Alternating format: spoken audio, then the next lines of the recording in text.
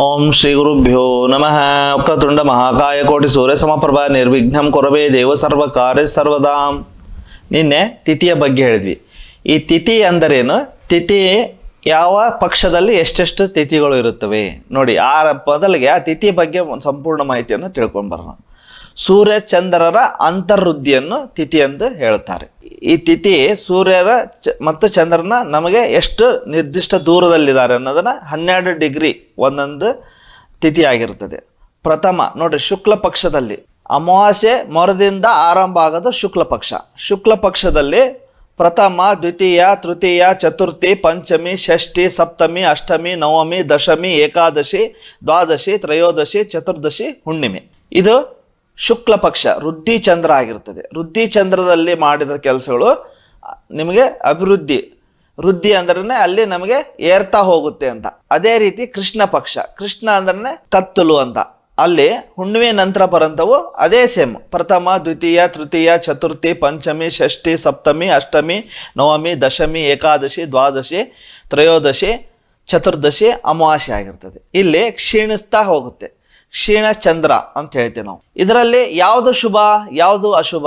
ಮೊದಲಿಗೆ ನಮಗೆ ಯಾವ ತಿಥಿ ಶುಭ, ಯಾವ ತಿಥಿ ಅಶುಭ ನೋಡಿ. ಶುಕ್ಲ ಪಕ್ಷದಲ್ಲಿ ದ್ವಿತೀಯ, ತೃತೀಯ, ಪಂಚಮಿ, ಸಪ್ತಮಿ, ದಶಮಿ, ಏಕಾದಶಿ, ದ್ವಾದಶಿ, ತ್ರಯೋದಶಿ ತಿಥಿಗಳು ಶುಭ ಆಗಿರ್ತದೆ. ಅದೇ ರೀತಿ ಕೃಷ್ಣ ಪಕ್ಷದಲ್ಲಿನೂ ಅನಿವಾರ್ಯದಲ್ಲಿ ಏನಾದರೂ ನಾವು ಕಾರ್ಯಗಳು ಮಾಡಬೇಕಂದ್ರೆ ದ್ವಿತೀಯ, ತೃತೀಯ ಮತ್ತು ಪಂಚಮಿ ಶುಭ ಆಗಿರ್ತದೆ. ಇದನ್ನು ನಾವು ಹೆಂಗೆ ಶುಭ ಮತ್ತು ಅಶುಭವನ್ನು ತಿಳಿಯಬೇಕು? ಅದಕ್ಕೆ ಏನು ಕಾರಣ? ಮುಖ್ಯವಾಗಿ ಯಾವ ತಿಥಿ ಯಾವ ದೇವರು ಅಧಿಪತಿ ಆಗಿರ್ತಾನೆ ನೋಡಿ. ಅದನ್ನು ನಾವು ಅರ್ಥ ಮಾಡಿಕೊಂಡಾಗ ಈ ತಿಥಿ ಬಗ್ಗೆ ಸಂಪೂರ್ಣ ಮಾಹಿತಿ ತಿಳಿಯುತ್ತದೆ. ಮೊದಲಿಗೆ ಪ್ರಥಮ ತಿಥಿ. ಪ್ರಥಮ ತಿಥಿ ನೋಡಿ, ಅಮಾವಾಸ್ಯೆ ಮರುದಿವಸ ಪ್ರಥಮ ತಿಥಿ ಅಂತ ಹೇಳ್ತೀವಿ ನಾವು. ಪ್ರಥಮ ತಿಥಿ ಅಂದರೆ ಅಲ್ಲಿ ಅಗ್ನಿದೇವ ಆಗಿರುತ್ತಾನೆ. ಅಂದರೆ ಪ್ರಥಮ ತಿಥಿಯಲ್ಲಿ ಏನೇ ಕಾರ್ಯಗಳು ಮಾಡಿದರೆ ಅಗ್ನಿ ಅಂದ್ರೆ ಸುಟ್ಟು ಹೋಯ್ತು ಅಂತ. ಅದಕ್ಕೆ ಪ್ರಥಮ ತಿಥಿ ವರ್ಜ. ಮಠ ಮಾನ್ಯಗಳಲ್ಲಿ ಮತ್ತು ಕಾಲೇಜುಗಳಲ್ಲಿ ಅನಾಧ್ಯಯನವನ್ನು ಮಾಡ್ತಾರೆ. ಅದಕ್ಕೆ ಹಿಂದೆ ಮುಂದೆ ಅಮಾವಾಸ್ಯೆಗೆ ರಜೆಯನ್ನು ಕೊಡುವಂಥದ್ದು ಇರುತ್ತೆ. ಅದೇ ರೀತಿ ದ್ವಿತೀಯ ತಿಥಿ ತ್ವಷ್ಟ ದೇವತೆಗಳು ಇಲ್ಲಿ ಶುಭ ಆಗಿರುತ್ತದೆ. ಅದೇ ರೀತಿ ತೃತೀಯ ತಿಥಿಗೆ ದೇವರ ಅಧಿದೇವತೆ ಯಾರು ಅಂದರೆ ಗೌರಿ ಆಗಿರ್ತಾಳೆ ನೋಡಿ. ಗೌರಿ ಅಂದರೆ ಶುಭ. ಮೂರನೇ ತಿಥಿ ತುಂಬ ಶುಭ ಆಗಿರುತ್ತದೆ. ಚೌತಿ 4ನೇ ತಿಥಿ. ಇಲ್ಲಿ ಚೌತಿ ಅಂದರೆ ಗಣೇಶ. ಗಣೇಶ ಅಂದರೆ ನಿರ್ವಿಘ್ನ ಅಂತ. ನಾವು ಪೂಜೆ ಪುನಸ್ಕಾರಗಳನ್ನು ಮಾಡಬಹುದು, ಆದರೆ ನಮಗೆ ಅಹಿತ ಸುಖ ಲಾಭವನ್ನು ಮಾಡೋಕ್ಕಿಲ್ಲ. ಅಂಥವೇನಾದರೂ ಓಪನಿಂಗ್ ಮಾಡೋಂಥವು, ಮದುವೆ ಇರಲಿ ಏನೇ ಇರಲಿ ಮಾಡೋಂಗಿಲ್ಲ. ಅದೇ ರೀತಿ ಪಂಚಮ ತಿಥಿ ನೋಡಿ, ಸರ್ಪ ದೇವತೆ ಆಗಿರ್ತದೆ. ಅಲ್ಲಿ ಸರ್ಪ ಅಂದ್ರೂ ನಮಗೆ ಶುಭ ಸೂಚಕ ಆಗಿದ್ದು ಅದು ಅಧಿದೇವತೆ ಸರ್ಪ ಆಗಿರೋದು. ಪಂಚಮಿ ತಿಥಿನೂ ಶುಭ ಆಗಿರ್ತದೆ. ಅದೇ ರೀತಿ ಷಷ್ಠಿ ನೋಡಿ. ಷಷ್ಠಿ ಅಂದರೆ 6ನೇ ತಿಥಿ, ಕುಮಾರ ಅಂತ ಹೇಳ್ತೀವಿ ನಾವು, ಅಂದರೆ ಹೋರಾಟ. ಷಷ್ಠಿ ತಿಥಿಯಲ್ಲಿ ವರ್ಜ ಆಗಿರ್ತದೆ. ಅದೇ ರೀತಿ ಸಪ್ತಮಿ ತಿಥಿ ಸೂರ್ಯದೇವ, ಅಧಿದೇವತೆ ಬಂದು ಸೂರ್ಯದೇವ ಆಗಿರ್ತಾನೆ. ಅಲ್ಲಿ ಸಪ್ತಮಿನೂ ಶುಭ ಆಗುತ್ತದೆ. ಅದೇ ರೀತಿ ಅಷ್ಟಮಿ ಈಶ್ವರ ನೋಡಿ. ಧ್ಯಾನ, ನೀವು ತಪಸ್ಸು ಇವೇನಾದರೂ ಮಾಡ್ಬೇಕಂದ್ರೆ ಇದು ಒಳ್ಳೆಯದಾಗಿರ್ತದೆ. ನವಮಿ ತಿಥಿ ವಸುದೇವತೆಗಳು 9 ಅಲ್ಲಿ ಶುಭ ಆಗಿರ್ತದೆ. ಅಲ್ಲಿ ದೇವತಾ ಕಾರ್ಯಗಳಂತೂ ತುಂಬ ಶುಭ ಆಗಿರ್ತದೆ. ಈ ನಮ್ಮ ಅಹಿತ ಸುಖ ಲಾಭ ಪಡೆಯೋದ್ರಲ್ಲಿ ಸ್ವಲ್ಪ ಲಾಭ ಕಡಿಮೆ ಆಗುತ್ತದೆ. ನವಮಿ ತಿಥಿ. ಇಲ್ಲಿ ದಶಮಿ ತಿಥಿ ಗಜ ಆನೆ ಆಗಿರ್ತಾನೆ, ಆದ್ದರಿಂದ ಶುಭ ಆಗಿರ್ತದೆ. ಏಕಾದಶಿ ಅಂದರೆ ಇದು ದೇವರಿಗಾಗಿ ಒಂದು ದಿವಸ ಮೀಸಲು ಅಂತ. ನಮಗೆ ದೇಹಗಳಲ್ಲಿ ಏರ್ಪೇರಾದಾಗ ಏಕಾದಶಿಯಲ್ಲಿ ಉಪವಾಸ ವ್ರತಗಳನ್ನು ಮಾಡೋದು ನೋಡಿರ್ತೀವಿ. ಇದು ಧರ್ಮ ಅಂದರೆ ಪೂಜೆ ಪುನಸ್ಕಾರಗಳಿಗೆ ತುಂಬ ಶುಭ, ಆದರೆ ನಮ್ಮ ಅಹಿತ ಸುಖ ಲಾಭವನ್ನು ಪಡೆಯಬಾರ್ದು ಅಂತ ಹೇಳ್ತೀವಿ. ಅದೇ ರೀತಿ ದ್ವಾದಶ ತಿಥಿಗಳು ನೋಡಿ. ದ್ವಾದಶ ತಿಥಿ 12ನೇ ತಿಥಿ ಅಲ್ಲಿ ವಿಷ್ಣು ಆಗಿರ್ತಾನೆ. ವಿಷ್ಣು ಅಂದರೆ ತುಂಬ ಶುಭ ಅಂತ ಹೇಳ್ತೀವಿ. ಅದೇ 13ನೇ ತಿಥಿ ತ್ರಯೋದಶಿ ಮನ್ಮಥ ಅಂತ ಹೇಳ್ತೀವಿ ನೋಡಿ, ತುಂಬ ಶುಭ ಆಗಿರ್ತದೆ.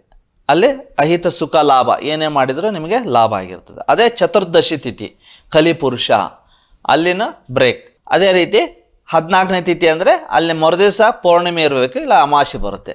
ಅಲ್ಲಿ ಏನಾಯ್ತು, ಯಾವುದು ಕೆಲಸ ಮಾಡೋಂಗಿಲ್ಲ ಹಿಂದೆ ಮುಂದೆ. ಈ ರೀತಿ ಈ ದೇವತೆಗಳು ಶುಭ ಮತ್ತು ಅಶುಭ ಆಗಿರುತ್ತದೆ.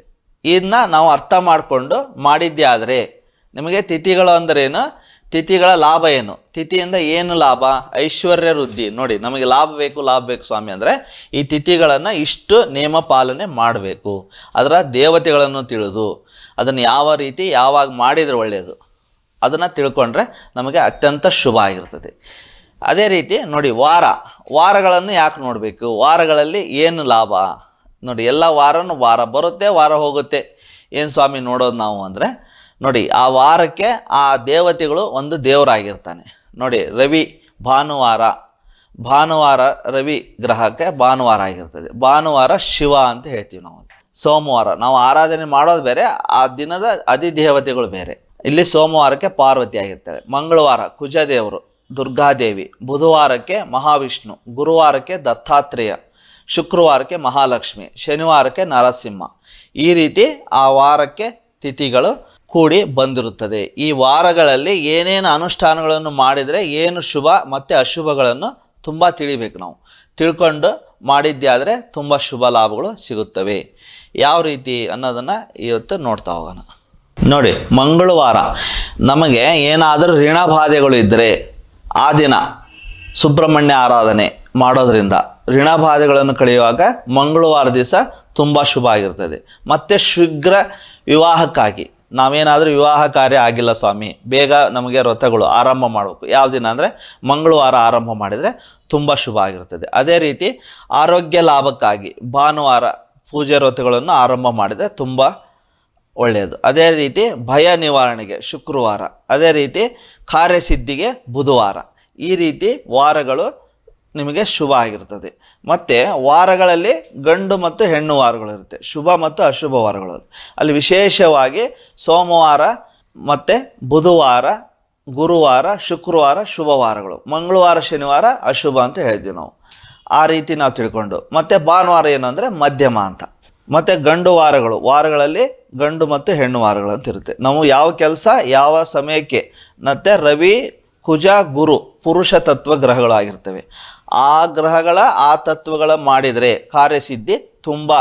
ರವಿ ಕುಜ ಗುರು ಏನಾದರೂ ಸಿದ್ಧಿ ಯೋಗ ಪಡಿಬೇಕಂದ್ರೆ ಈ ವಾರಗಳು ಮಾಡಬೇಕು. ಚಂದ್ರ ಶುಕ್ರ ರಾಹು ಇಲ್ಲಿ ಸ್ತ್ರೀ ಗ್ರಹಗಳಾಗಿರ್ತಾರೆ. ಆ ರೀತಿ ಮಾಡಿದರೆ ಚಂದ್ರ ಶುಕ್ರ ಸೋಮವಾರ ಮತ್ತು ಶುಕ್ರವಾರ ಈ ರೀತಿ ನಮಗೆ ಲಾಭಗಳು ಬೇಕಂದಾಗ ಮಾಡಬೇಕು. ಶನಿ ಮತ್ತು ಬುಧ ಕೇತು ನಪುಂಸಕ ಗ್ರಹಗಳು ಅಂತ ಹೇಳ್ತೀವಿ. ಈ ರೀತಿ ನಮಗೆ ಯಾವ ನಪುಂಸಕ ಅಂದರೆ ಅಲ್ಲಿ ಈ ಡ್ಯಾನ್ಸು ಕಲೆ ಸಂಬಂಧಪಟ್ಟಿದ್ದು ಈ ರೀತಿ ಕೆಲಸಗಳನ್ನು ಮಾಡೋದ್ರಿಂದ ತುಂಬ ಅದೃಷ್ಟ ಯೋಗಗಳು ಬರುತ್ತೆ. ಆ ರೀತಿ ಯೋಗಗಳು ಈ ವಾರಗಳಲ್ಲಿ ತುಂಬ ವಿಶೇಷತೆಗಳು ಅಡಗಿರುತ್ತದೆ. ಈ ರೀತಿ ನೀವು ತಿಳ್ಕೊಂಡು ಮಾಡಿದ್ದೆ ಆದರೆ ತುಂಬ ಶುಭ ಫಲಗಳು ಸಿಗ್ತಾ ಹೋಗ್ಬೋದು. ಮತ್ತು ಮುಂದಿನ ಭಾಗಕ್ಕೆ ನಕ್ಷತ್ರಗಳ ಬಗ್ಗೆ ವಿಶೇಷ ನಕ್ಷತ್ರಗಳು, ಯಾವ ನಕ್ಷತ್ರಗಳ ದೇವತೆ ಏನು, ಯಾವ ನಕ್ಷತ್ರ ಶುಭ ಯಾವ ನಕ್ಷತ್ರ ಅಶುಭ, ಚರ ಸ್ಥಿರ ದ್ವಿಸ್ವಭಾವ, ಚರ ಮತ್ತು ಅರ್ಥ ಧರ್ಮ ಅರ್ಥ ಕಾಮ ಮೋಕ್ಷ ನಕ್ಷತ್ರಗಳು ಇದೆ. ಆ ಯಾವ ನಕ್ಷತ್ರಗಳು ಯಾವ ದೇವತೆಗಳು ಅಂತ ತಿಳಿತಾ ಹೋಗೋಣ. ಶುಭ